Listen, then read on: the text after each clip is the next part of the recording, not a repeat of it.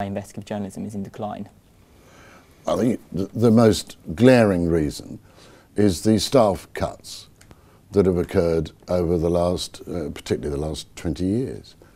An example, when I was editor of the Croydon Advertiser when I was about 28, 29, 1979, 80, I had 21 reporters.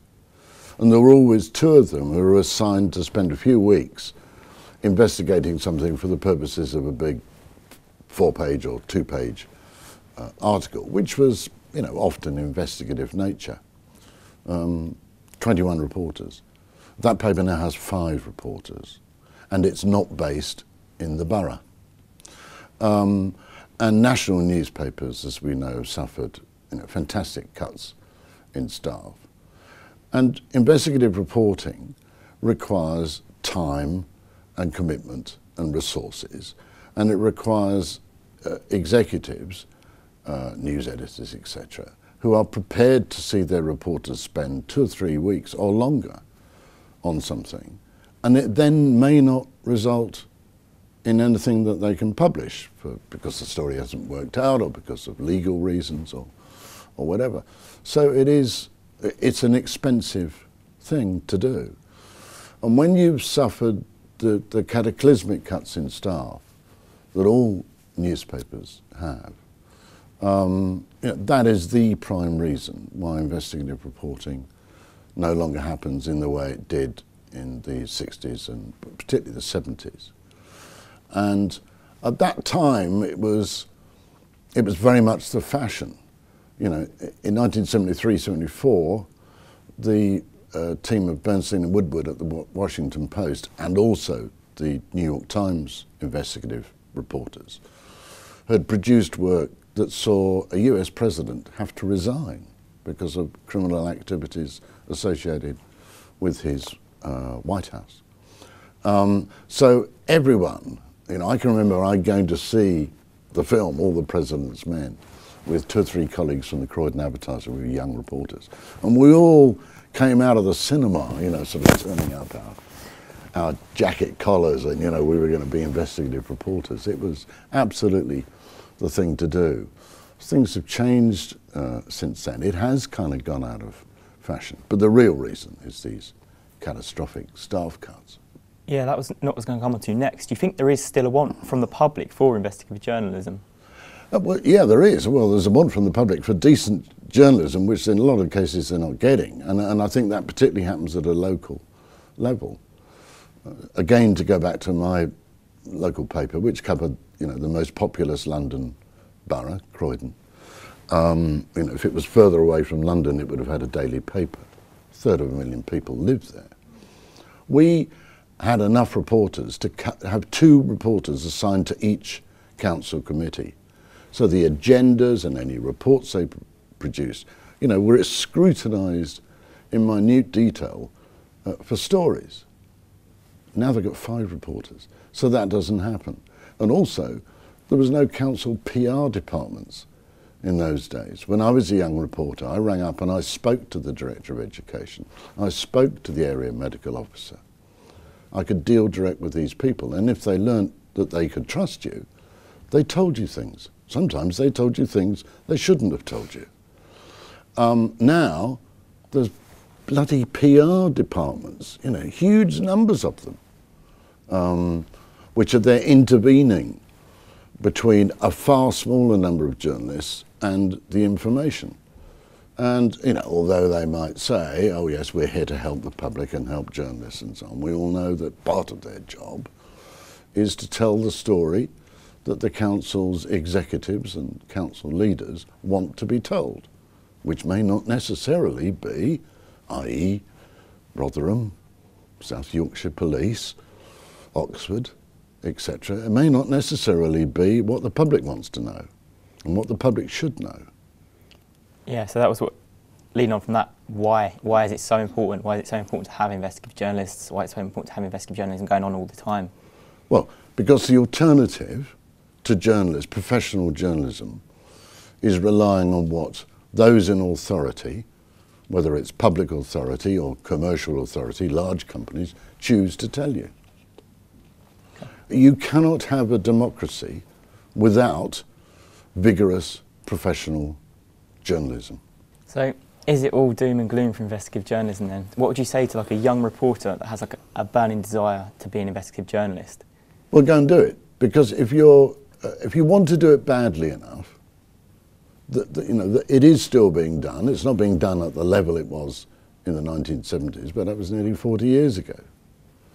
Go and do it. If you really believe in it and you want to do it, then you will do it. You will do it well. You'll do it successfully, and you'll produce good investigations. You need to know how to go about it. That kind of helps, but there is nothing to stop you doing it. There's nothing to stop you doing it in your spare time whilst you produce the normal vast amounts of stories and podcasts and online things that your employers want you to produce. Nothing to stop you at all. I mean, one of the few investigations I did when I was a reporter on the Croydon Advertiser was all done in my spare time, because the news editor told me I was wasting my time to write about it. So I went and did it in my own time, and then I presented her with the story. I made sure that I'd also supplied the editor on the quiet with a copy of the story. And it's just a matter of enthusiasm. Journalists will interview someone who is, a top international dancer or singer or actor, actress, sports person. And they'll say, God, it's incredible, they devoted all that time, they trained so many hours a day, and they won't think, well, hang on, if I applied some of that to my own life, I could maybe become, successful at what I choose to do. And there's no downside. If you're successful and a top journalist, they give you the best stories to do, and they pay you more than anyone else. There's really no downside, and it doesn't have to cripple your own life. I don't say I was a top journalist, but I wasn't bad, but it didn't stop me having a wife to whom I'm bizarrely still attached to after 40 years. Bizarre from her point of view, I mean. And 4 kids and 3 grandchildren and other interests in life. You don't have to do it to the exclusion of all else. What has your life been like as a journalist? I've been terribly privileged. I was a newspaper journalist for 40 years, and I never had a boring 2 minutes in all that time. It took me around most places, or most countries, far more countries than contemporaries of mine visited. I mean, Antarctica, and it's about the only continent I've not visited for a newspaper. In other words, someone's paid me to go there. And it's led to all kinds of things. It's led to me writing books and so on. And it also, incidentally, led in my second week to me meeting my wife too. So, it's given me an enormous amount. I've had a fabulous, fabulous time because I wanted to do it. I loved finding things out, and even better, telling people what I'd found out. There's something almost, this is going to sound bizarre, this is going to sound as if I've been smoking funny cigarettes, but there's almost something sort of slightly sexual about the thrill. I'm the first person to have found this out. You'll never guess what, Connor. I found out about this. You never guess what he's up to.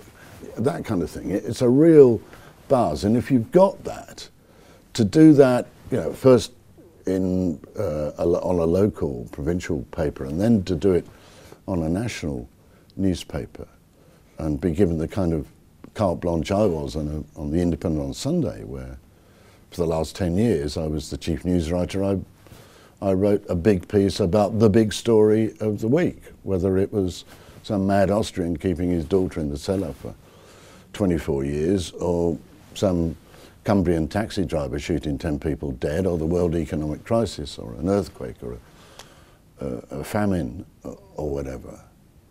And they paid me for it. I mean, I used to feel some mornings like, God, I must be, it's like I was stealing, because they paid me to do this thing that I loved so much. My wife used to say, "You'd do it for nothing." Well, not quite, because you've got to feed yourself and so on, but I knew what she meant.